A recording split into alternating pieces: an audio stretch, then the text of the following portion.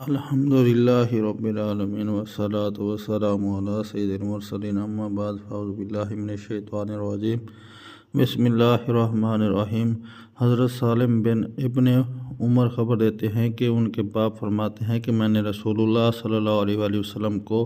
لیلۃ القدر کے بارے میں فرماتے ہوئے سنا کہ تم میں سے کچھ لوگوں نے لیلۃ القدر کو دیکھا کہ وہ ابتدائی 7 راتوں میں، اور تم میں سے کچھ لوگوں کو آخری 7 راتوں میں لیلۃ القدر دکھائی گئی، تو لیلۃ القدر کو رمضان کے آخری عشرے میں تلاش کرو۔ ایک اور روایت میں ہے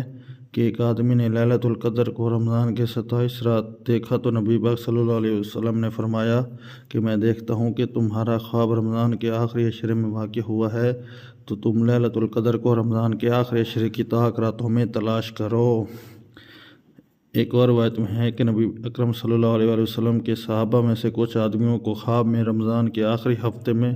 لیلۃ القدر دکھائی گئی، تو رسول اللہ صلی اللہ علیہ وسلم نے فرمایا کہ میں دیکھتا ہوں کہ تمہارا خواب میں دیکھنا آخری 7 راتوں کے مطابق ہے۔ جو آدمی لیلۃ القدر کو حاصل کرنا چاہتا ہے تو اسے چاہیے کہ وہ اسے آخری 7 راتوں میں تلاش کرے۔